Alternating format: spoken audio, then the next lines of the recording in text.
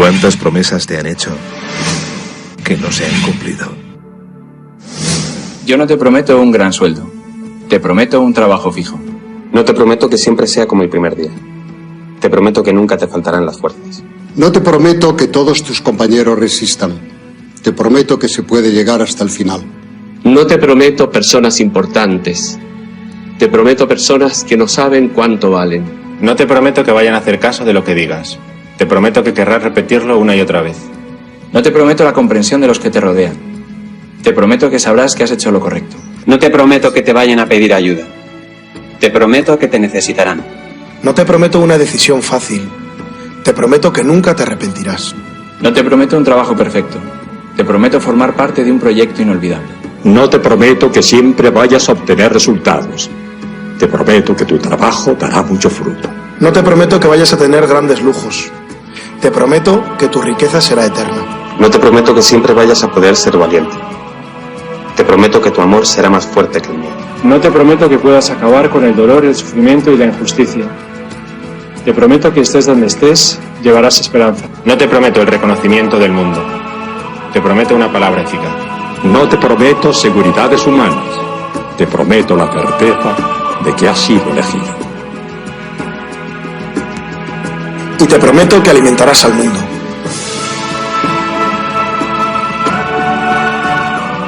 Unirás corazones. Acompañarás a los que sufren. Confirmarás a los que quieren ser fuertes. Experimentarás con ellos la verdadera alegría. Sumergirás a los hombres en la verdad. Y serás sacerdote, testigo de Jesucristo.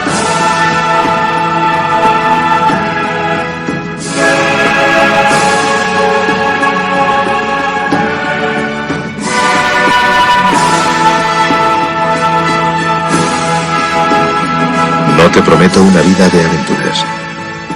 Te prometo una vida apasionante.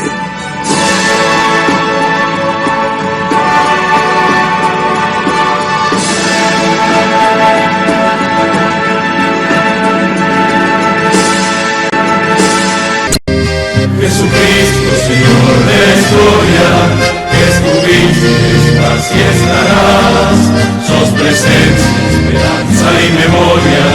Sos el Dios de la vida hecho paz. Sos el mismo Jesús que estuviste junto al lago de Genesaret, y ante el hambre del pueblo exigiste, denle ustedes por Dios de comer. Quédate con nosotros, Jesús, que da miedo tanta oscuridad. No es posible morirse de hambre en la patria bendita del pan. Quédate con nosotros, Señor, que hace falta un nuevo Emaús. La propuesta será compartir como vos y en tu nombre, Jesús. Primitivo ritual de pastores, que fue luego banquete pascual, homenaje de nuestros mayores al Dios vivo de su libertad. Cena santa, signo y profecía, memorial de Jesús servidor, nueva alianza de la Eucaristía, que es misterio de fe y comunión. Quédate con nosotros, Jesús, que da miedo tanta oscuridad. No es posible morirse de hambre en la patria bendita del pan. Quédate con nosotros, Señor, que hace falta un nuevo Emaús. La propuesta será compartir como vos y en tu nombre, Jesús, Jesús.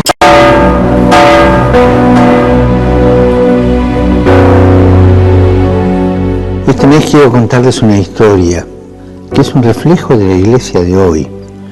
Es la historia de un testimonio de fe poco conocido.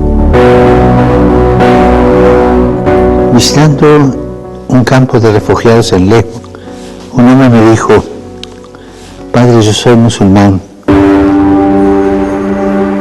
mujer era cristiana. Llegaron los terroristas a nuestro país, nos miraron y nos preguntaron nuestra religión. Vieron a mi mujer con el crucifijo y le dijeron que lo tirara al suelo. Ella no lo hizo y la degollaron delante de mí. Histórico.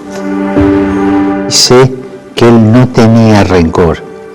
Se centraba en el ejemplo de amor de su mujer. Un amor a Cristo que la llevó a aceptar y ser leal hasta la muerte. Hermanos, hermanas, siempre habrá mártires entre nosotros. Es la señal de que vamos por el camino correcto. Una persona que sabe me decía que hay más mártires hoy que al inicio del cristianismo. El coraje de los mártires, el testimonio de los mártires es una bendición para todos. Oremos para que quienes en diversas partes del mundo arriesgan su vida por el Evangelio contagien a la Iglesia su valentía, su impulso misionero.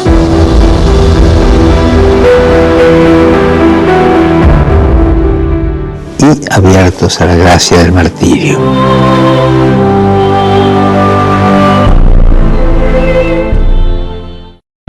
He sabido algo que me preocupa profundamente. Comprendo que lo guía una buena intención, pero me veo en la necesidad de llamarle la atención. Don Silvestre me mandó llamar para darme una queja. Se trata de que en las primeras lecciones del catecismo les ha metido usted en la cabeza a los niños ciertas ideas que considero altamente perjudiciales. ¿Cómo cuáles, padre? Pues les ha dicho a los chicos que hagan ver a sus padres que el esfuerzo de su trabajo debe estar en proporción al salario. Ah, eso sí. Que si cobran más que trabajan, que cobren menos.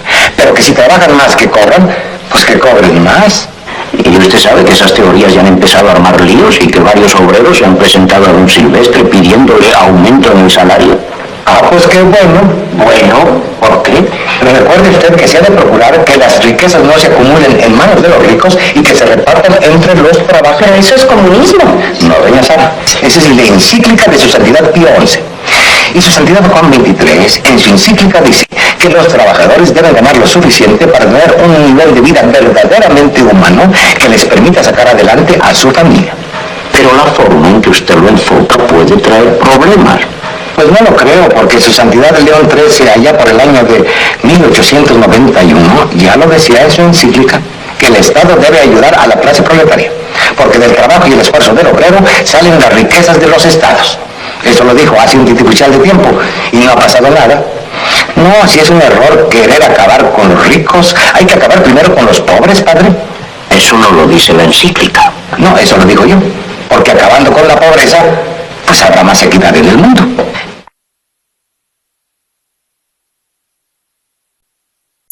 Esto fue escrito en el año 1957. Y si te quedan amigas o amigos con quien todavía podés hablar de política y de sociedad, recordales esto escrito hace tiempo, pero parece que hubiese sido ayer. Al dólar lo suben ellos. De esa manera se devalúa el salario. Una de las formas de disciplinar a los trabajadores que históricamente ha adoptado cierta oligarquía. Los tarifazos los programan ellos. Una forma de transferir recursos del bolsillo del pueblo hacia el poder dominante. La fuga la facilitan ellos, una forma de endeudar a millones para que se beneficien unos pocos. La crisis la generaron ellos, porque a través del miedo colonizan el sentido común. El relato y la mentira lo implementan ellos, para que con la complicidad de los medios nadie sepa la verdad. Es hora que te des cuenta que existe un solo camino. O dejamos que sigan decidiendo ellos, o comenzamos a hacer algo por nosotros. No se trata de cambiar de collar, se trata de dejar de ser perro. Lo dijo Arturo Jauretche, allá por 1957. Que tengas un gran día.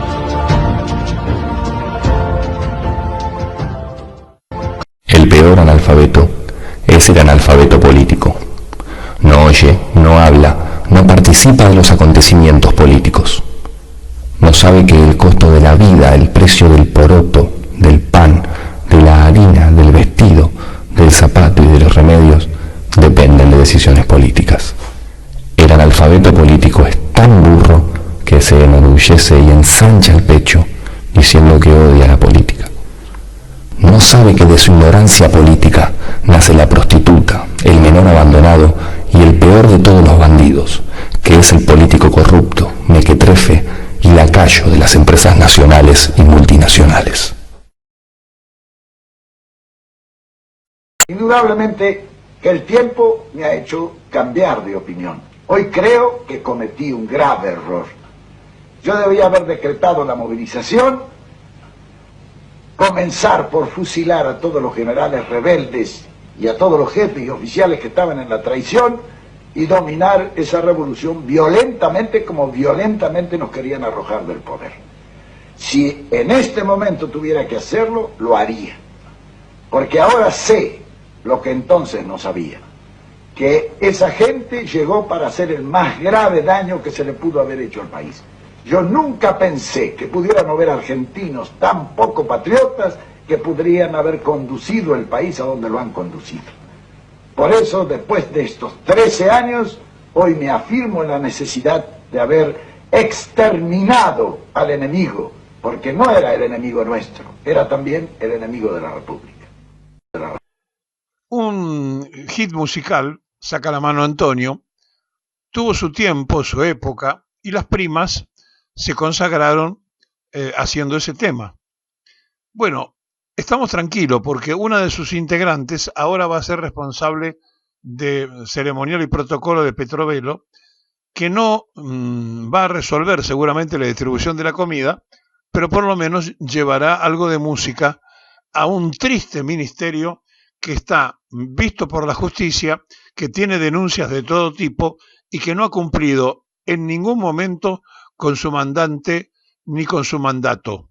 Es decir, le pidió el presidente que hiciera determinado papel, lo hizo mal y además no cumplió desde el punto de vista humanitario ni siquiera con el trabajo mínimo de distribuir lo que el otro gobierno de Fernández había dejado ya preparado para que llegara a los que menos tienen, desde frazadas hasta alimentos que estuvieron allí arrumbradas por su verdadera incapacidad. Ahora, por lo menos va a llevar alegría al ministerio, porque más de uno va a decir, saca la mano Antonio, cuando vea que la responsable del ceremonial y protocolo del ministerio va a ser una de sus responsables de construir aquel hit de otra época. Y ahí estamos, en ceremonial, entonces, de este ministerio, va a estar una de las primas, no prima de la ministro, que ya con sus amigos basta, sino prima en aquel conjunto que se impuso cuando uno de sus temas, Saca la mano Antonio, ganó fama entre la sociedad argentina. Ahora, sería bueno recordar aquello de Saca la mano Antonio para decirle a Petrovelo que trate de mirar bien para abajo, porque allí pusieron la mano varios, y todos los que pusieron la mano se llevaron algo. Ella quedó comprometida en la justicia, pero sigue sin cumplir los mandatos mínimos que tiene que tener la sensibilidad de ese lugar para una ministra que además es abarcativa, porque tiene varias carteras que resolver. Carteras, me estoy refiriendo a ministerios, no sé si tiene de las otras, pero si no lo tiene le puede pedir a Milei que en su viaje turístico a París probablemente le pueda traer alguna. En realidad, este cambalache, este verdadero cambalache que es la administración de Milei, se ha transformado con el tiempo en un cachivache.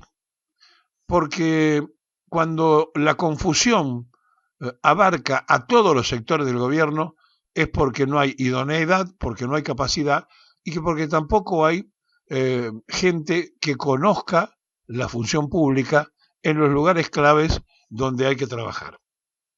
Y así entonces nos encontramos con que estamos frente a situaciones donde no se preocupan mucho por la capacidad individual de la funcionaria o funcionario, sino buscan rellenar, más que cubrir, los lugares del Estado con lo primero que tienen a mano. Y como ya lo que ellos llamaban casta fue convocado por todas partes, porque para su momento Patricia Bullrich era casta y es ministra, Scioli era casta y es ministro, por nombrar simplemente dos de los tantos que podíamos nombrar. Entonces, ahora buscan en otro mundo porque no tiene gente para el equipo. No existen los libertarios como construcción política. Es un rejunte de gente que detrás de alguien que apareció como distinto se ubicaron y allí, cuando nadie lo esperaba, se quedaron con el poder de la Argentina. Así estamos, y con gente ocupando esos cargos y esos lugares, difícilmente resolvamos el problema. No particularmente porque esta chica pueda o no tener condiciones para donde fue nombrada, sino en general, cuando no hay ni voluntad, ni vocación, ni talento en el Estado, es porque evidentemente va a cumplir con su objetivo, y lo viene cumpliendo, de destruir el Estado, que pese a haberlo prometido públicamente y decir llego con una motosierra, la mayoría de la sociedad argentina votó a alguien que decía que iba a destruir todo.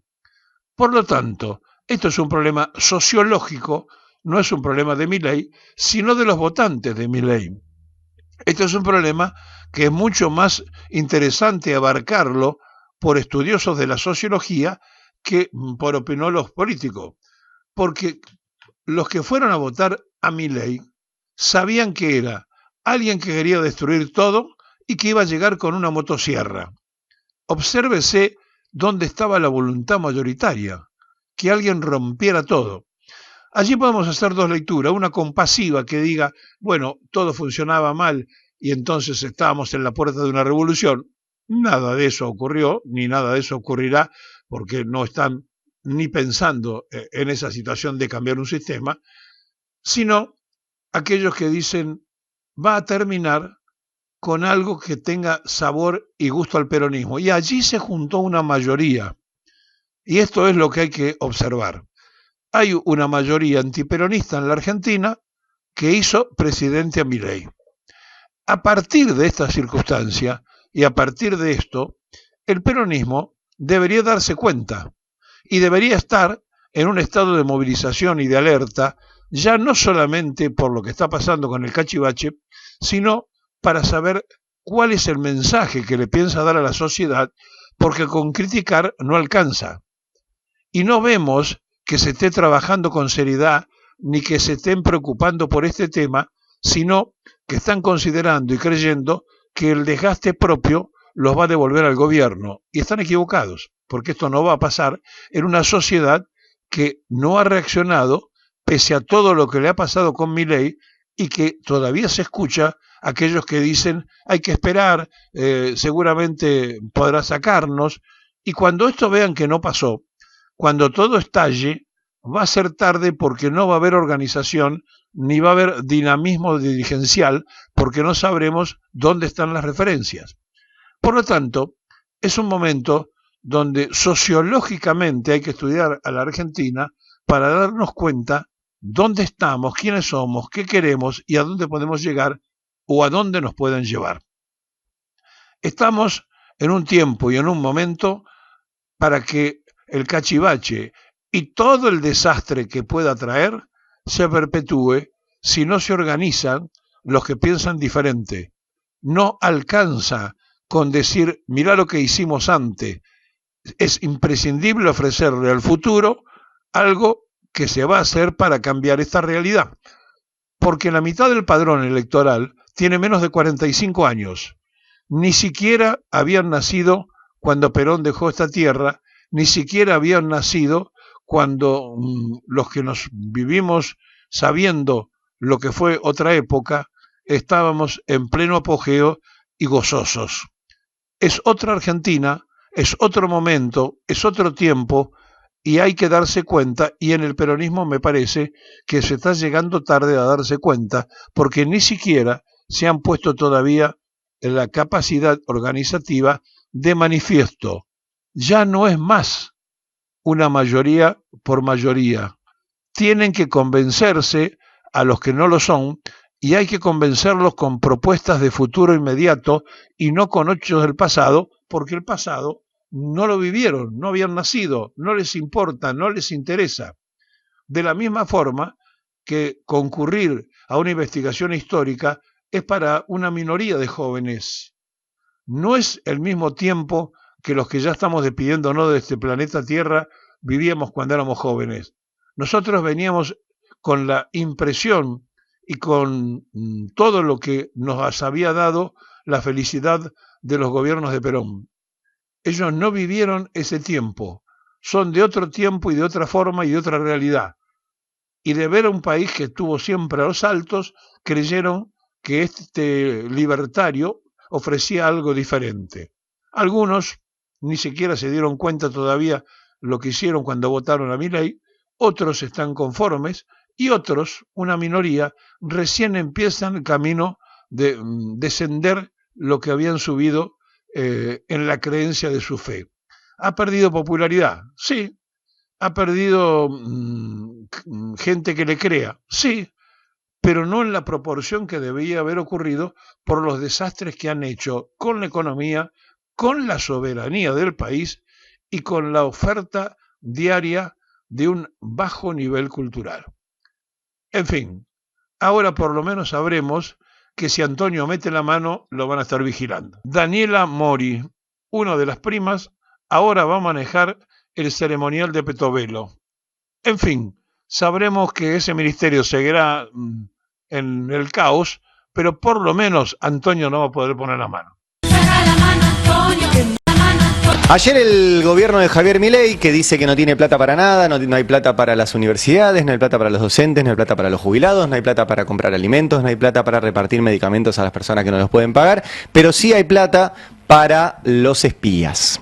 Ayer decidieron en el boletín oficial destinar 100.000 millones de pesos extra, 100.000 millones de pesos extra para la Secretaría de Inteligencia, la CIDE, que se volvió a llamar CIDE hace unos días, y que sean de carácter reservado, o sea que no se sepa cómo se van a utilizar. El año pasado la CIDE también tuvo gastos reservados. Es normal que la CIDE tenga gastos reservados, lo que no es normal es que tenga tantos y que todo el presupuesto de la CIDE sea reservado. No es necesario que un organismo público, como es la Secretaría de Inteligencia, tenga todos sus gastos sin explicar para qué son. Sí sí algunos específicos que se autorizan y que tienen que ser reservados. El año pasado esto fue del 4% del total del presupuesto de la CIDE fue reservado, de lo que era la AFI, el 4%. Ahora va a pasar a ser más del 70%. Eso es un problema para la democracia, porque si uno revisa la historia de esos fondos reservados, la CIDE tiene larga data. De hecho, fue creada no con este nombre, sino como Coordinación de Informaciones de la Presidencia durante el primer gobierno peronista, ¿sí? Pero fue rebautizada Secretaría de Informaciones del Estado, la CIDE, en la dictadura de Eduardo Lonardi. Ese bautismo que hizo la dictadura de Lonardi lo volvió a poner ahora el gobierno de Javier Milei. Y ahí empiezan a aparecer los fondos reservados, que en general fueron muy utilizados tanto por Lonardi como por Juan Carlos Onganía, ¿sí? Que por una ley secreta, la ley 18.302, ¿sí? Estableció que los gastos reservados solo podían existir en los presupuestos de los organismos vinculados a la seguridad del Estado. Ellos decían seguridad del Estado, obviamente en medio de una dictadura. También tenían en ese momento gastos reservados la Secretaría General de la Presidencia y otros organismos, y después se fue ampliando también al Ministerio de Defensa, Cancillería, Ministerio de Interior, etcétera. Pero bueno, siempre el tema fueron los gastos reservados de la CIDE, que en todas las dictaduras funcionó, y sobre todo durante la última, no para lo que tenía que hacer, sino en ese caso para la persecución interna. Yo siempre les hablo del general Carlos Martínez, que era el hombre responsable de los servicios de inteligencia durante la dictadura, y siempre les digo que era peor que Videla, porque el que ejecutaba, planificaba, hacía las tareas de inteligencia y marcaba a quién había que secuestrar, torturar y detener, eran los servicios de inteligencia. Después se operativizaba eso. Y en democracia, lamentablemente los servicios de inteligencia no se han dedicado a hacer lo que tenían que hacer. Por ejemplo, ahora que estamos a 30 años del atentado a la AMIA, a preservar a la Argentina de que no haya atentados. Fallaron en eso. O fallaron o fueron parte. Por lo cual no cumplieron su trabajo. Y además se han dedicado durante demasiado tiempo a hacer operaciones internas. Por ejemplo, a sobornar a Carlos Tejeldín para que desviara la investigación por el atentado a la AMIA. Estoy leyendo un punteo que hicieron desde el CELS, muy interesante, a pagar coimas para la aprobación de leyes laborales, como la ley Banelco. Esa plata salía de la CIDE. A operaciones mediáticas para apuntar contra políticos, sindicalistas y referentes sociales. A pagar viajes para espías, para jueces, para políticos y acompañantes. Estoy leyendo de vuelta un punteo del CELS. Al armado de causas con intervenciones telefónicas truchas, a la infiltración de asambleas sociales y sindicales, a inteligencia sobre periodistas. Este fue un caso interesante. Durante el macrismo espiaron a más de 400 periodistas que estaban acreditados para la cobertura de varios eventos del G20, del OMC.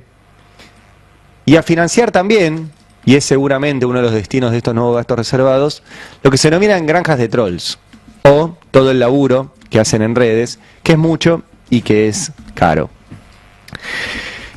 Este dinero que ahora vuelven a darle en forma reservada, también seguramente sirva para aceitar. Los fondos de la CIDE son una suerte de W40 para el funcionamiento del engranaje de la persecución judicial y mediática. Seguramente vuelvan a funcionar en ese sentido, porque una de las cosas que ha vuelto con este retorno también de la sigla CIDE es que los espías puedan volver a participar en las causas judiciales. Eso se había prohibido durante el gobierno anterior, porque nada tienen que hacer los espías en una causa judicial. Nada. Nada. La que es auxiliar del Poder Judicial es la policía o las fuerzas de seguridad, a las cuales los jueces y los fiscales sí les pueden dar intervención y pedir actuaciones en ese sentido, y que tienen espacios de inteligencia criminal, que sí se hace sobre bandas criminales o sobre delitos puntuales que sucedan adentro del territorio. La CIDE no tiene nada que hacer ahí. Y otra de las cosas que se modifican ahora durante el gobierno de Javier Milei tiene que ver con que la CIDE va a tener el control presupuestario de las áreas de inteligencia estratégica que tiene el Ministerio de Defensa y de las áreas de inteligencia criminal que tiene el Ministerio de Seguridad. Cuando vos tenés control del presupuesto, tenés el control sobre lo que hacen. Y la ley de inteligencia establece terminantemente que no pueden hacer inteligencia, tareas de inteligencia, sobre vos, por tus ideas políticas, por tus ideas sindicales, con tus decisiones de identidad de género, etcétera. ¿Qué inventan después? Que lo hacen sobre fuentes abiertas. Esa es la típica excusa. Dicen, no, pero solamente revisamos las redes sociales. Bueno, el Estado tiene prohibido hacer eso sobre vos. Tiene prohibido. Y estos fondos reservados van ahí. Ahora, yo quiero hablar sobre todo de que esto tiene que ver también con política económica. Porque como les mostré recién, la CIDE, los fondos de la CIDE se han utilizado, por ejemplo, para una flexibilización laboral, como fue la ley Banelco. Y en la utilización de los servicios de inteligencia para generar terror, porque ese es el objetivo. Cuando te espían y cuando te aprietan, lo que quieren es generar terror. Y el terror lo que busca es generar inmovilización.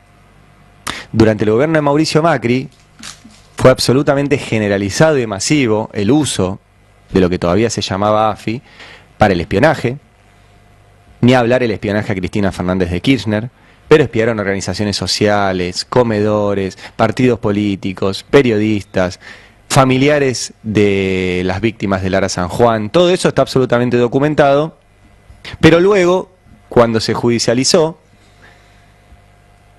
fueron protegidos por los jueces de Comodoro Pi, que absorbieron todas esas causas, y en una causa, por ejemplo, dijeron que eran cuentapropistas, en otra causa dijeron que estaba justificado el espionaje a los familiares de Lara San Juan para cuidar la seguridad del presidente. Ustedes piensen que espiaron a familiares, a dos mamás, que fueron a llevarle una carta a Macri que estaba dentro de una base naval. Según Comodoro Pi, eso ponía en riesgo la seguridad del presidente y por eso ameritaba espiarlos. Y todo eso se utiliza para el terror. Y el terror es una tecnología de política económica. nunca separen los servicios de inteligencia, el Poder Judicial y los medios de la política económica. Esta política económica de Milei es injusta, es poco democrática, es excluyente y es violenta. Y como es insostenible, lo que necesitan es generar terror. Lo generan desde la represión en las movilizaciones sociales, lo generan con el apriete a periodistas, por ejemplo, denunciándonos y armándonos causas judiciales, lo generan en las redes sociales, a través de todo este sistema implementado por Santiago Caputo, con oficinas en la Casa Rosada, para gestionar la persecución y el hostigamiento a través de redes sociales, y lo van a generar también desde la CIDE, ahora con más de 100.000 millones de pesos extra, pues ya tenían presupuesto, pero ahora tienen este extra para eso, lo cual muestra la desesperación que tiene el gobierno, porque su plan económico es insostenible. Para eso son estos fondos reservados, para generar terror y que nadie diga nada de la política económica de miseria planificada de este gobierno. Va a haber que tener mucho cuidado, de verdad, y sobre todo, cuando toque un nuevo gobierno, volver a revertir esto, volver a que la CIDE haga su trabajo como tiene que hacerlo de inteligencia, que haga inteligencia estratégica, que no haya fondos reservados y volver a revisar todo esto. Pero nunca se olviden de que los fondos reservados son para eso, son para hacer política económica, son para meter miedo, y que ese es el único objetivo que tiene este regreso al oscurantismo en la CIDE, en los servicios de inteligencia de la Argentina. El mismo que lamentablemente tuvieron en dictaduras y en casi estos 40 años de democracia. Digo casi porque hubo algunos momentos, pocos, en los cuales no se utilizó. Ahora se va a volver a utilizar para eso. Fondos reservados para la CIDE. Este gobierno, el gobierno de Javier Milei, entre otras cosas, quiere amplificarlo a 12 horas diarias. ¿Qué? Esto, muy bien, che. Me gusta. Esto es lo que se conoció, esto es extraoficial, obviamente el gobierno todavía no lo ha dado a conocer. Lo conocen a Federico Sturzenegger. Pero sí. Ese personaje que fue responsable de... Miralo ahí. Ahí lo tenemos a Federico Sturzenegger. Pasamos de pelado en pasto a pelado en pasto. Funcionario clave de lo que fue el megacanje, una de las políticas que terminaron con el gobierno de la Rúa en el 2001. Posteriormente fue también responsable de las políticas que fracasaron durante el gobierno de Mauricio Macri. Hoy viene por su tercer desfalco, si se quiere, de la Argentina, desde el Ministerio de Desregulación y Transformación del Estado. ¿Por qué lo estamos mencionando a Federico Sturzenegger? Porque él es el responsable de esta reforma laboral que, vuelvo a decir, como gran título tiene el hecho de que se quiere llevar a 12 horas diarias la jornada laboral. ¿Vieron ese, perdón, antes de que empieces, ¿vieron ese meme que dice personajes que sus planes nunca funcionan? Claro. Sí. Está el coyote, el gato Tom y Sturzenegger. Exacto. Bueno, lamentablemente nosotros estamos ahí, ¿no? Medio que vivimos en un dibujo animado de Warner últimamente. Sí. Hay que explicar que la reforma laboral que tiene en mente el gobierno de Javier Milei tiene como dos partes o dos formas de encabezarla. Una es desde la ley base, que ya fue aprobada, la primera herramienta que tiene el gobierno aprobada desde el Congreso. Desde ahí, desde la ley bases, se está planificando modificaciones de los derechos laborales. La figura de la contratación del trabajador colaborador, así como lo escuchan, una cosa que no tiene sentido, una persona que colabora, no trabaja, no tiene derechos, puede colaborar y fácilmente ser despedido, ser utilizado por cuestión de meses y ser despedido, que también va en detrimento de quienes en ese espacio laboral tienen algún que otro contrato por el estilo, ¿no? Y despidos también, lo que quiere encabezar, lo que quiere realizar el gobierno desde la ley bases, en la reforma laboral de la ley bases, despidos para los trabajadores que hagan bloqueos a empresas. Esto se ha visto sobre todo en el gremio de camioneros, que realiza esa medida de fuerza. No sé si recuerdan, por ejemplo, fue famosa el bloqueo que se hizo en el Grupo Clarín. Claro, sí. Bueno, esa es una de las cuestiones por lo cual el gobierno quiere encabezar la reforma laboral. Pero también, sobre todo ahí aparece la figura de Sturzenegger. Recuerden que el mega DNU 7023, el que firmó Javier Milei a los pocos días que asumió como presidente, ese mega DNU sigue vigente. Sigue vigente, solamente que los artículos de la reforma laboral están momentáneamente suspendidos luego de que se presentara un amparo judicial, aunque, y acá hay algo importante a destacar, la Corte Suprema de Justicia podría llegar a destrabarlo, ¿bien? A los puntos de la reforma laboral de este mega DNU. Y ahora sí llegamos al punto fuerte, y que es con lo que habíamos arrancado, que es esto de que el gobierno quiere llevar hasta 12 horas la jornada laboral. ¿Cómo es eso? ¿Cómo es eso y cómo es que lo planteen como una posibilidad? Como una posibilidad, ¿no? Bueno, en caso de que el mega DNU 7023 finalmente pueda tener validez, sobre todo en los artículos de la reforma laboral, el gobierno podría llevar y legalizar una cuestión que es claramente ilegal, que va en contra de derechos laborales que se consiguieron hace 100 años. Hace mucho tiempo, y que también representan luchas obreras emblemáticas, ¿no? Gente que dejó la vida para que tengamos 8 horas laborales, para que tengamos vacaciones pagas, aguinaldo, etcétera.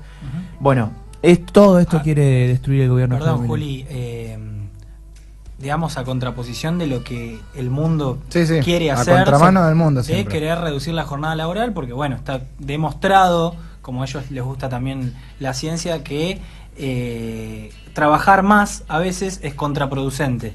Exacto. Para el ser humano, y también, bueno, trabajar siempre es contraproducente para el ser humano. Sí, bueno, claro. No, sobre todo si trabajás en malas condiciones. En las condiciones que trabajás. Claro, además suponete que trabajás 12 horas, ¿no? Que la jornada laboral es 12 horas. A la hora 9, 10, ya no funcionás. No te funciona la cabeza. Exactamente. Y como todo, siempre hay diferentes laburos, digo, de que claro, a las 6, 7 horas ya es insalubre, ¿no? También que Argentina, perdón, te hago otro paréntesis, Juli. Argentina es uno de los países con ese denominado burnout en el mundo. El estrés laboral, el estrés laboral, la quemadera de cabeza, sí. También eso, ¿no? En ese contexto lo quieren hacer. Exactamente, sí. Con la precarización que hay, con los sueldos bajos que hay, bueno, sí. Es como para hablar horas y horas de esto. En ese paquete de reforma laboral que quiere implementar el gobierno también aparecen cosas insólitas como este ticket por comida. No sé si lo leyeron, si lo escucharon. Que existía antes. Que existió en los 90 casualmente. Canasta. Ticket canasta, ticket de restaurante. A mi viejo le daban en el laburo. Mirá. Y íbamos al chino o a un supermercado, y con ese ticket comprabas comida. Bueno, lo que hay que decir es que esto quizás no... Hay un meme ahí dando vuelta, Fede, también. A simple vista no es algo malo. Lo que pasa que hay que recordarle, sobre todo a los laburantes, que esto va en detrimento del sueldo, digamos. Es parte de lo que debería ser el sueldo, una especie de canje, ¿no? Que se habilita. Y ustedes estaban hablando recién de esto de que en algún momento, no hace mucho, hace menos de un año, estábamos discutiendo la posibilidad, ahí tenemos el meme. Te prometieron dólares, pero vas a cobrar tickets canasta. Perfecto, no había dólares. Claro. Exactamente, bueno, a eso estamos llegando. Ustedes estaban recordando que hace muy poquito, hace menos de un año, el Congreso intentó tratar muy tibiamente la posibilidad de reducir la jornada laboral en la Argentina. Eso no sé en qué quedó, sinceramente. Bueno, en ese momento, repito, hace menos de un año, el actual secretario de Trabajo de la Nación, Julio Cordero, dijo algo, ahora ya le decimos a Fede que lo vaya preparando el video, dijo algo que es realmente increíble. ¿Lo dijo ahora o no? Lo dijo en ese momento durante las sesiones respecto a la posibilidad de bajar la jornada laboral. Lo escuchamos y ahora lo debatimos. Se logra limitando la jornada, por ahí es al revés. Porque la limitación de la jornada, ¿cómo será? Yo limito la jornada, entonces usted tiene que trabajar menos. ¿Para qué? O sea, está mal trabajar. Estamos en contra del trabajo. ¿Para qué? ¿Para ir afuera a hacer qué? Bueno, probablemente, por supuesto. La vida familiar es absolutamente importante, pero esto ya se debatió. A la plaza. Y como bien se dijo recién, ya se debatió internacionalmente. Bueno, ¿qué vas a hacer? ¿Qué vas a hacer cuando no trabajas, claro, negro? Si no tenés, pobre. Si tuvieras una mierda, ¿qué vas a hacer? Por si no se entendió, esa frase "¿qué vas a hacer afuera?" significa ¿en qué vas a gastar la plata? ¿En qué vas a gastar tu tiempo si no es trabajando? O sea, esta gente realmente, sin exagerar, tiene como... adentro de su corazón yo creo que todavía vive el esclavismo. Sí. Quiere que la gente sea esclava porque sinceramente no le importa un carajo los derechos laborales, en absoluto. Pero lo peor de todo es que en ese entonces él era, ya les digo, vicepresidente del Departamento de Política Social de la UIA, qué sé yo, a nadie le importaba. Sí. Hoy es secretario de Trabajo, perdón. Hoy es secretario de Trabajo. Julio Cordero, ese tipo decía eso respecto a la baja de reducción laboral. Imagínense qué puede llegar a pensar ahora con la posibilidad de aumentar la jornada laboral. Cae la baba. Exactamente, ¿no? Y no sé si está en este fogón el tema de las jubilaciones. No está, lo podemos decir también porque va completamente de la mano. O sea, la gente va a tener que trabajar 12 horas y dirás, Más bueno, años. nos jubilamos antes. Claro. No, la chota. A los 40. Sí. No, te jubilás a los 75. Este gobierno quiere además extender. No 75 años, a ver. O sea, más de la expectativa de vida. Porque exacto. Hoy en día, lo leí, es la expectativa de vida de un hombre al menos es de 72 años. Que me parece poco, pero... O sea... No llegás a jubilarte. No llegás a jubilarte. Bueno, a ver... te morís antes. Es un poco el alma de este gobierno. Quiere hacer eso con la gente que repito, Nobleza Obliga, esto todavía no es oficial. No es que hay un DNU que busque oficialmente decretar una jornada laboral de 12 horas, pero creo que fue el medio El Destape el que lo publicó hoy. Son intentos, son comienzos para ir instalando el debate. Claro. Y vuelvo a decir que el gobierno tiene la herramienta para hacerlo a través de este mega DNU 2370, si no me equivoco el número del DNU. Sí. Quiero cerrar con algo que también nos deja muy poco tranquilos, y es que este tipo, Julio Cordero, el ministro, el secretario de Trabajo, ya se reunió con miembros de la CGT. No sé si justamente para decirle, che hermano, tenemos pensado aumentar la jornada laboral a 12 horas. Espero que no le levanten el pulgar, ¿no? El CGT. Bueno, parece que hubo un abrazo con bueno, listo. Héctor Daer, uno de los integrantes, uno de los triunfos. ¿Vamos a ver ese abrazo? A ver. Esto sucedió. Qué linda que está el amor. Ahí tenemos el amigable saludo de Julio Cordero con la CGT. Esto sucedió hace días, no recuerdo la fecha. Durante, repito, un primer encuentro que tuvo el gobierno con la CGT para ir, está bien Fe, para ir debatiendo lo que puede llegar a ser la reforma laboral. Que a ver, hay que explicar y hay que aclarar que la palabra reforma laboral en sí no es mala. Hay un montonazo de cosas que hay que reformar, porque las leyes, no las leyes laborales, sino el mundo laboral va cambiando. Sí, pero siempre es una reforma que siempre le caga al laborante. Exactamente. Y siempre va a ser así. Es como medio... En cierto modo, la palabra o el sintagma, para ponerme en lingüista, reforma laboral, siempre termina siendo negativo. Exacto. Tiene una connotación negativa ya, porque si siempre nos cagan... Te voy a decir más, dentro de poco la palabra libertad nos va a saber a eso, ¿no? Sí, ya, una palabra tan linda. Ya no me está gustando. Una palabra tan linda como la libertad. Bueno, y qué ironía, ¿no? Que el gobierno que habla de la libertad propone que la gente prácticamente vuelva al esclavismo, ¿no? A la esclavitud, porque trabajar 12 horas y tenés 6 horas para dormir. ¿Y te jubilás a los 75? ¿Cuándo comés? O sea, ¿cuándo salís con tu... te jubilás como para hacer un viajecito, no sé, a El Bolsón, tenés 76 años. ¿Qué caminas en El Bolsón con 76 años? No puedes ni caminar. Lo más probable es que mueras antes en ese viaje. Claro, morís. Sí. Bueno, repetimos, esto es lo que tiene en mente el gobierno, sobre todo de la mano de una persona que es muy, muy, muy dañina para la Argentina. Esto es como que ya perdés cualquier tipo de objetividad y profesionalismo, ¿no? Federico Sturzenegger nunca hizo algo bueno en el gobierno, en los 3 gobiernos que ya participó, y nunca hizo nada bueno para la gente. Qué bárbaro. Al contrario, se supone que los gobiernos deben pensar en la gente, en el bienestar de la gente. No, hay gobiernos que vienen solamente a pensar en los empresarios, en ellos mismos. ¿Habrá casos en el mundo de dirigentes políticos que por tercera vez estén en el cargo que están?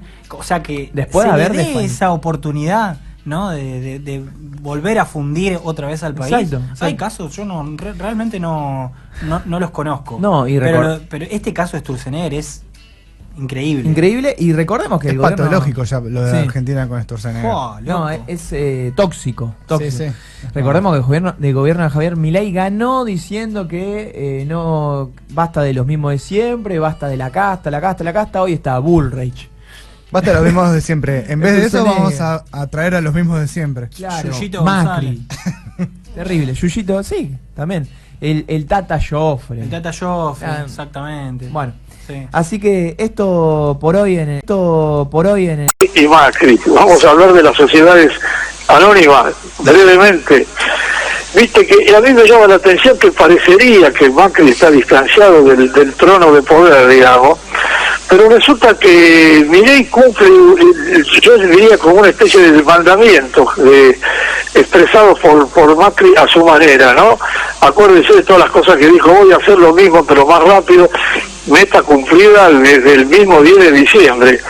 Que mueran los que tienen que morir, bueno, sentencia en ejecución. Crecen los muertos de hambre, de frío, por falta de medicamentos. Si me vuelvo loco, puedo hacer mucho mal a todos. Franqueza brutal y creíble de Milei. Y el que saca los pies del plato desaparece, y ahí están Yacine, Potorlo, Caragosian y Garro, ¿no? Sacados a patadas. Y ahora, el proyecto de las sociedades anónimas es un viejo proyecto de Macri. En 1993, Macri ofreció pagar $15 millones por el Club Deportivo Español. No sé si ustedes se acuerdan de eso. Sí. 15 millones. Bueno, el club iba a funcionar en Mar del Plata y se iba a llamar Mar del Plata. Bueno, asamblea y perdió por paliza. En el 98 creyó que lo había convencido a Julio Grondona de que se podía imponer el proyecto. Fueron a votar a la AFA, perdió 24-1. Y se dice que Grondona jugó doble juego, o sea, dijo públicamente que lo apoyaba, pero abajo hizo lobby para que lo rechazaran, ¿no? Y bueno, después le hincó el diente a Boca, como todos sabemos. Roberto Digón, dirigente peronista y bostero de alma, contaba que Macri al final le confesó que él lo que quería era saltar a la política, que el fútbol no era lo que le interesaba. Bueno, y ahora Milei lanza un proyecto absolutamente de Macri, como era de las sociedades anónimas.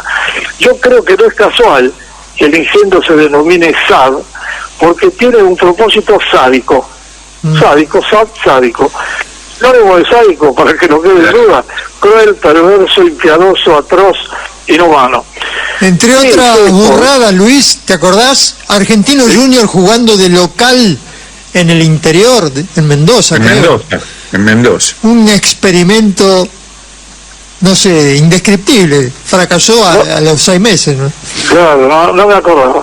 Bueno, eso es insospechable ideológicamente. Bueno, los tipos dicen: las SAD están orientadas hacia el lucro, buscan beneficios individuales de los accionistas, que son los dueños del club. ¿Te das cuenta? Pueden incorporar capitales extranjeros y cotizar en bolsa. Léase escolazo levemente encubierto, una actividad en la que Toto Caputo es un reconocido maestro. Acá va algo interesante: ¿quiénes se mueven detrás de este asunto de las sociedades anónimas? Va un informe breve. Berlusconi era el dueño del Milan hasta que se le vendió a un chino, Lee Jong-hong. En el 2018, Milan cayó en las garras, diría yo, de uno de los más siniestros enemigos públicos de nuestro país, el titular de los fondos buitres, Paul Singer. Miren quién, Milan. Bueno, el año pasado se anunció que Singer le había vendido el 99,93% de las acciones a una empresa yankee, Red Bear Quarto se llama. Aunque no faltan los que dicen que esa empresa forma parte del grupo Singer todavía. Bueno, acá va datos que deben tranquilizar a los hinchas de Boca y Racing, que son apetecidos por el Chelsea. Los socios del Milan conservan un porcentaje de acciones, el 0,07%. Repito, vale la pena. Le dejaron a la girada el 0,07%, o sea que no tienen voz ni voto.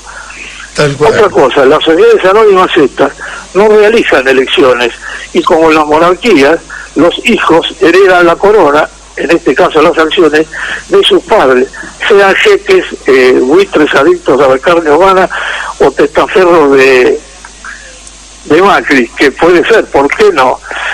Quitarle el fútbol a la gente, robar al pueblo, dice Víctor Hugo Morales, ¿no? Bueno,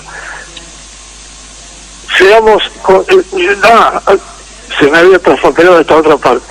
Resulta que hay una serie de influencers, como se dice ahora, y de tipos como Sturzenegger o Scioli, que dicen que hay que hacer asambleas para que cada club decida. A mí me causa gracia. Fíjate vos que si funcionarios que manejan la alta política van a demostrar su capacidad para comprar roles de diputados y la influencia del gobernador. Se te corta, se te va la voz.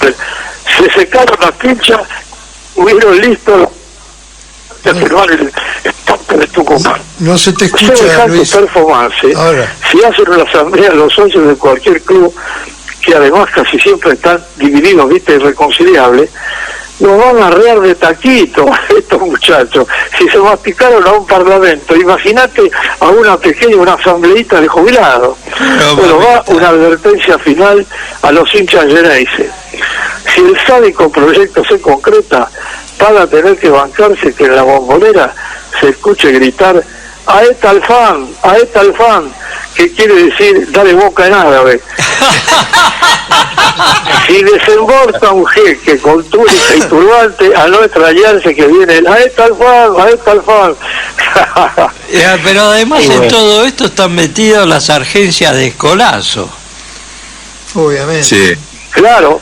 No, y además, parate, detrás hay un negocio inmobiliario. ¿También? Porque vos sabés, los clubes, los más chiquitos, manejan enormes espacios de terreno en el interior, en cualquier parte. Mucha guita hay para hacer negocios inmobiliarios a la manera de la reta. Esto tiene varias puntas, pero sobre todo le afanan a la gente la pasión, ¿no? El hincha de fútbol, su último refugio para ganar a algo, porque su nota hoy en este país es gritar, le ganamos algo, ese nosotros que te hace bien, ¿no? El nosotros que te da la tribuna. Sí. Agrupaciones de familiares de franceses desaparecidos en Argentina, bajo el título Francia no olvida, con signos de exclamación contundente, Francia no olvida, denunciaron que el verdadero propósito fue asegurarles a los condenados que serán puestos en libertad. Una de las sospechas que desde ya que tenemos desde el momento en que nos enteramos de esta visita que hicieron los diputados libertarios. Desde ya que conocemos por repercusiones, por investigaciones que se han hecho, el caso de las religiosas francesas Alice Domont y Léonie Duquet, desaparecidas en diciembre del 77, capturadas, torturadas en la ex-ESMA, que fueron arrojadas vivas al Río de la Plata. Ese es como un caso emblemático, pero bueno, para saber cuántos más franceses fueron desaparecidos en Argentina durante la última dictadura, para que nos cuente también cuál es la repercusión de esta expresión a través de la Carta Francia no olvida. Vamos a entrar en comunicación con Jean-Pierre Londe, miembro de la Asociación de Franceses Desaparecidos en la Argentina, uno de los firmantes de la Carta. Jean-Pierre, mi nombre es Gabriela Radiche, lo recibimos en El Amor es Más Fuerte. ¿Cómo va? Muy buenas tardes. Buenas tardes y mucho gusto. Primera pregunta que queríamos hacerle es esto que tiene que ver quizás con el número de cuántos son los franceses que fueron desaparecidos en nuestro país durante la última dictadura. 20, por lo menos 20. 20. Bueno, ¿qué es lo que les generó, en virtud de lo que supimos, esta visita que se hizo a los represores en la cárcel por parte de diputados libertarios y que motivó esta carta? No, esta carta es porque llega el presidente argentino acá, va a encontrar al francés y se olvidan de hablar que hace ya pronto 50 años que estos 20 franceses desaparecieron y seguimos pidiendo noticias. Y lo que más nos molestó es que vayan a ver al señor Astiz, que está muy enterado de lo que hicieron, por lo menos con las monjas, y cuando vino y se infiltró acá en París en la resistencia Argentina, los refugiados que vivían acá en París. Así que nos molestó mucho que Astiz pueda salir mañana y las 20 familias sigan esperando noticias de ver qué hicieron con los familiares, dónde los enterraron y a dónde se puede ir a rezar o llorar. Jean-Pierre, quiero preguntarle sobre esta visita efectuada por los diputados de La Libertad Avanza a los genocidas, si ustedes creen que de alguna manera expresa una postura oficial del gobierno de la Argentina. No, estos pocos diputados que fueron no representan a la Argentina. ¿Cómo lo reciben que tienen ustedes? Alguna misión. Deben tener alguna misión o enviados clandestinamente, pero no tan clandestinamente, porque cuando los quieren hacer salir, salen o se escapan. Sí, o lo dicen públicamente. Una pregunta específica respecto de Alfredo Astiz, que es uno de los represores que recibió esta visita de los diputados. ¿Él tiene una condena en ausencia en Francia? Está condenado en ausencia y se puede confirmar esa condena, pero para eso Francia pidió que se lo mande acá, la extradición. La Argentina nunca contestó, a pesar de los varios pedidos de la justicia francesa, contrariamente a lo que la justicia argentina, cuando pidió al policía Sandoval, que había trabajado en la ESMA y había hecho desaparecer unos cuantos, Francia lo entregó y está preso en Buenos Aires. O sea que por reciprocidad la Argentina podía mandar a Astiz para que se lo juzgue acá y que diga lo que sabe. A lo mejor no es culpable. Jean-Pierre, le pregunto específicamente por un texto de la carta que hace mención a esto de la visita del presidente argentino por los Juegos Olímpicos, esto de, bueno, más allá de que va a reunirse invitado por Macron, que habría que hacerle recordar que lo que ocurrió, ¿no? La condena que mencionamos a Astiz. ¿Van a hacer algún tipo de expresión pública allí por la presencia ante la visita de Milei? No, acá no se puede, no nos podemos mover con estos Juegos Olímpicos, estamos todos en cárcel, todas las veredas están barradas, hay una seguridad enorme, así que no podemos hacer ninguna manifestación. Mucha expresión policial, me imagino, y de seguridad, ¿no?, por los Juegos Olímpicos. Sí, es impresionante, está todo, estaciones de subte cerradas, veredas, hay que tener pases para ir a su propia casa o ir a hacer las compras. No, vamos a pasar 15 días muy duros acá. Esta denuncia, entonces... Semipresos. Esta denuncia queda circunscripta específicamente a esta expresión de denuncia pública, entonces. Sí, no, y recordarle a estos dos presidentes que a lo mejor en el 76, cuando hubo el golpe, eran muy chicos y no se acuerdan, que está pendiente esa respuesta que Argentina tiene que dar a Francia sobre qué hicieron con los 20 franceses. Sobre el final de la carta pública, Francia no olvida, dice el texto, ni los fastos de los Juegos Olímpicos ni las razones políticas o económicas deben hacernos olvidar la exigencia francesa de justicia. Hay algo que hay un momento que uno siente que cuando va pasando el tiempo da la sensación de que se pierde, ¿no?, esa posibilidad de hacer justicia, entonces estas expresiones tienen un valor mayor. ¿Usted cree de alguna manera que el gobierno busca reescribir aquella historia y que depende permanentemente de esto de expresiones de memoria? No, yo no creo nada, no creo. Ya la gente que sabía algo está muriendo, los que sean jueces, diputados, abogados y otros que trabajaron a partir del 76 con los derechos del hombre, están desapareciendo, así que la memoria se va. Y si la memoria se va, ¿qué habría que hacer para tratar de conservar este pedido de justicia? Justamente para que no se vaya, para que no se diluya. Y hacerles tomar conciencias a los que nos dirigen, que bueno, hagan un esfuerzo. Pero bueno, no, hasta ahora no logramos. En casi 50... Ahí se nos perdió el... El pueblo trabajador se está cansando. El pueblo humilde se está cansando. Basta de bravatas y de amenazas. No vaya a ser que nos enojamos y nos tomemos la justicia por nuestras propias manos. Entonces ya será tarde para lamentaciones. Entonces van a conocer lo que es un pueblo de paz y de concordia a lo que es un pueblo que lucha con una mística y un ideal como sea Perón, que es la causa del pueblo.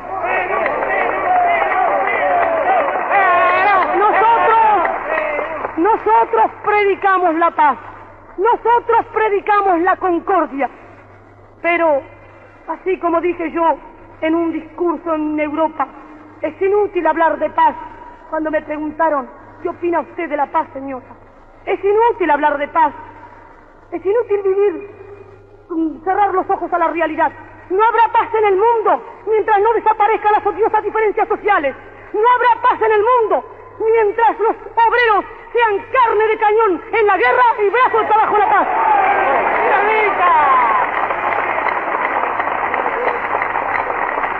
Y no habrá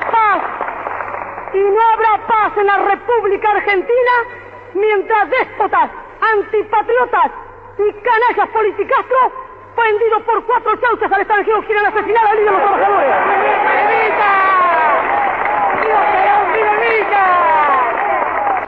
La consigna de la hora, estar alerta. Cada descamisado ha de ser una célula, pero una célula de la patria y no una célula del comunista que trabaja para Stalin. Nosotros no tenemos más banderas que la bandera azul y blanca. Nosotros no cantamos más himno que el nuestro y nosotros no victoriamos más general que el general Perón porque no necesitamos a nadie más victoriarlo. Pero no debemos ir a la lucha de masa en este momento hasta que no se dé la orden. Pero cada descamisado, cualquiera que hable mal de Perón, debe romperle un botellazo en la cabeza si es necesario. Pueblo que escucha, únete a la lucha. Pueblo que escucha, únete a la lucha. Pueblo que escucha, únete a la lucha. Pueblo que escucha, únete a la lucha. Pueblo que escucha, únete a la lucha. Pueblo que escucha, únete a la lucha. Pueblo que escucha, únete a la lucha. Pueblo unido, nunca vencido. Pueblo unido, nunca vencido. Y luche, luche, luche, no deje de luchar. Y luche, luche, luche, no deje de luchar. Por un canto de obrero, obrero y popular. Y luche, luche, luche, no deje de luchar.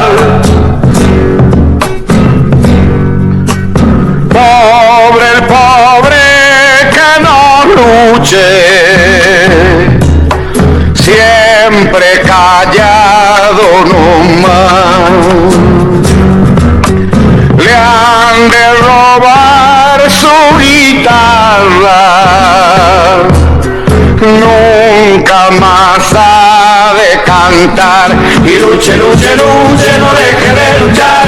Y luche, luche, luche, no deje de luchar. Por un canto de obrero, obrero y popular. Y luche, luche, luche, no deje de luchar. Pueblo que escucha, únete. Cosas tiene mi pueblo que no las puedo callar. Cualquiera viene y le ofende y él calladito nomás. Pero guarda al que trampea, pero guarda al que le miente, porque mi pueblo no es tonto, porque mi pueblo es valiente, porque mi pueblo algún día cuando la sangre reviente habrá de salir cantando con un fusil en la frente. Y entonces no habrá más niños durmiendo bajo los puentes, ni obreros, ni campesinos, siempre apretando los dientes, porque mi pueblo es de machos y nadie me lo desmiente. Y luche, luche, luche, no deje de luchar. Y luche, luche, luche, no